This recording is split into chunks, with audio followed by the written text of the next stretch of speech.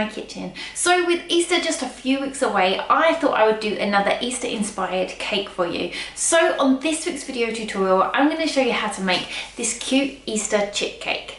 Okay, let's get started. Okay, so the things that we're going to need in order to make the cake are first of all your cake. So I've just baked some vanilla cakes here, and I've just baked these in a ball or a sphere tin, and these ones measure 3.5 inches across. I've also got a 6-inch drum board here, plus some green ribbon just to put around the edge, a small batch of vanilla buttercream, my offset spatula, my rolling pin, some icing to decorate the cake. So I've got some green, some yellow, orange, white and black, some corn flour, some edible glue. I've also got my craft knife and just some modelling tools here, and then I've got a very small flour plunger plus some different shapes that I'm just going to use to cut out parts of the icing. Okay, so the first thing that I'm actually going to do is fill and cover my small sponge cake balls with some vanilla buttercream, and then just sandwich the two of those together to start with. I'm then going to completely cover that ball with the buttercream.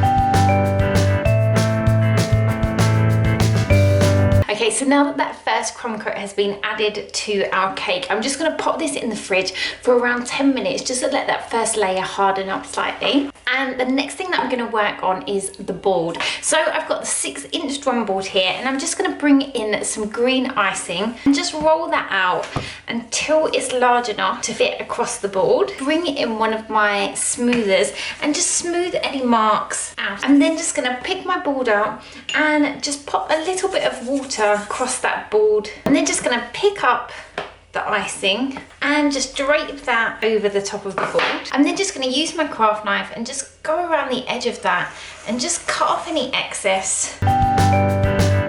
I've then just got a length of green satin ribbon, which I'm just going to wrap around the edge and just secure with some double-sided tape. Okay, so now we've got our board there. I know that eventually I want my chick to sit further back here, so I just want to create a few tufts of grass around the front and add some flowers on there just to make it look like grass. So all I'm going to do is take some more of my green icing and just roll that out, and I'm just going to pop that down and just cut off a few lengths.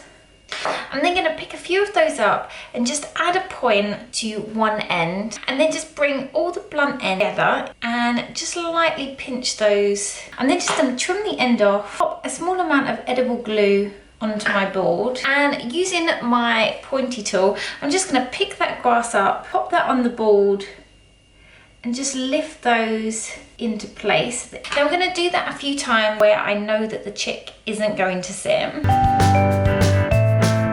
Okay, so once we've got some little tufts of grass added on there, what I'm going to do is just add a few flowers. So I'm just going to take some white icing and just roll that out so it's fairly thin. I'm then just going to use this small flower plunger. So I'm just going to cut out a few of those flowers, and just using a small amount of edible glue just around where we've put some of that grass, I'm just going to lay those on the board.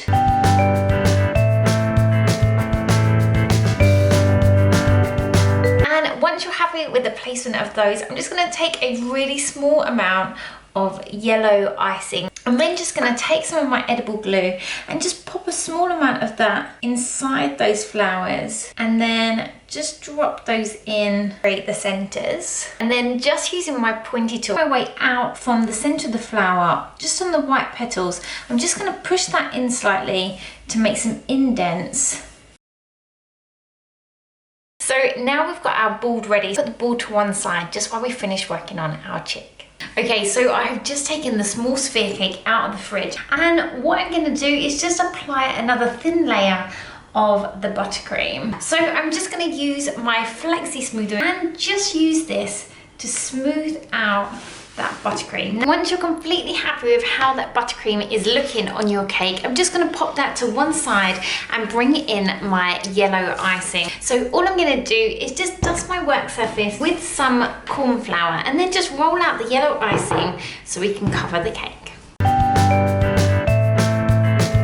I'm just going to use one of my smoothers and just run that across the icing just to get out any marks, and I'm just going to lay that over the top and just smooth that down.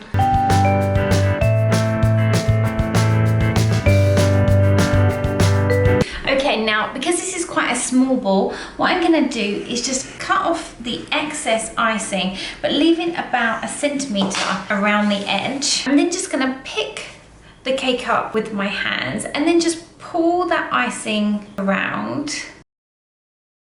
And then just cut off any excess underneath. And this is just gonna give you a nicer edge at the bottom. We can then pop that cake back down and just work our hands around that. Okay, so the next thing that I'm gonna do is just bring it in my bowl, pop a small amount of buttercream back there. I'm then gonna pick up my ball and just pop that. Okay, now to create his beak, what I'm gonna do is just take some of the orange icing and just separate that into a large ball and a small ball. So I'm just gonna roll the larger ball, and just with my fingers, I wanna push on one side with my thumb and then push with my 2 fingers just to start creating a triangle. You just want to work the icing out of the sides, creating this point at the top, which is going to be the front of his beak. Now you want to make sure the back is flat because this is what is going to be attached to the cake. We're going to work on the bottom. So I'm going to do exactly the same. So I'm just going to roll that into a small ball,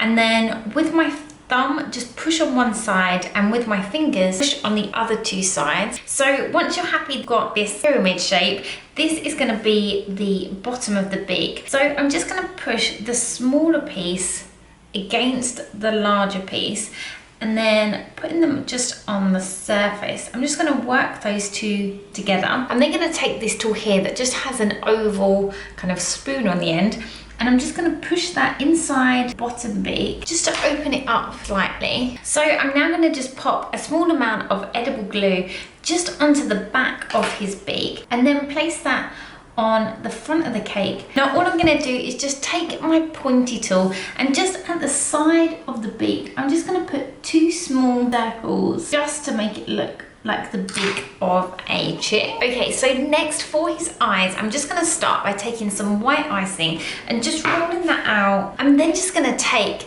a small piping tip.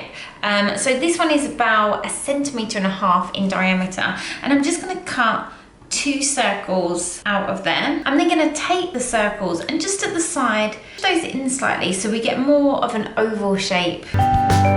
I'm then just going to flip those over and just pop a very small amount of edible glue onto the back of those, and I'm going to stick them onto the cake at a slight angle but very close to the beak.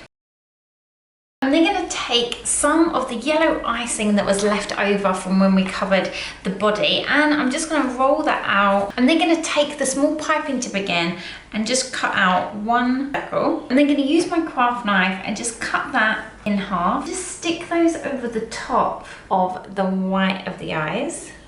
Okay, so the next thing I'm going to do is work on the center of his eyes. So I'm just going to take a small amount of black icing and just roll out 2 very small balls and just push it on those so you get some round circles. And I'm going to make 2 of those that are exactly the same size and just stick that in place on the front of his eye. I'm then just going to use the end of the piping tip that we were using, and this was a number 2 piping tip. So you've got this really small circle, and I'm just going to cut a very small dot of white icing out.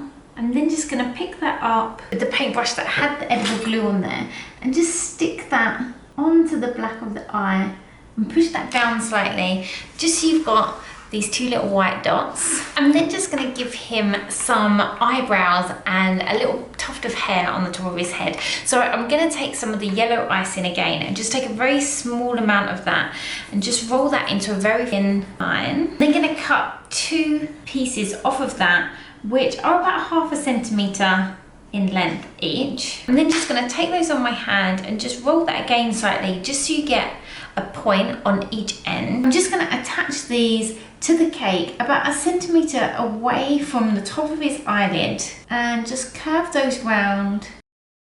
And then to create the small tufts of hair on the top of his head, I'm just going to take some small balls of the icing and just roll those out into a point at one end. So I'm just going to make 3 of those. I'm then just going to take the pointy tool again and just run that down the icing. I'm then just going to take a small amount of edible glue and just place that on the top of his head and just pop the first one on there, and then I'm just going to place other two on there just to look like little tufts of hair. Okay, so the next thing that I'm going to work on are his wings. So I'm just going to take some more of that yellow icing and just roll that out until it's about 3 or 4 millimeters. I'm then going to take a rose petal cutter. So this one is just a metal one and is about 1 inch across, and I'm just going to cut out 2 of those shapes. I'm then going to take the petal shape and just on one side, just push it in slightly and pull that point up. So we're just trying to create a wing shape. Now I'm going to do the same thing on the other side. I'm then going to use the pointy tool again and just run this along the bottom, just tapping in, get some lines on there.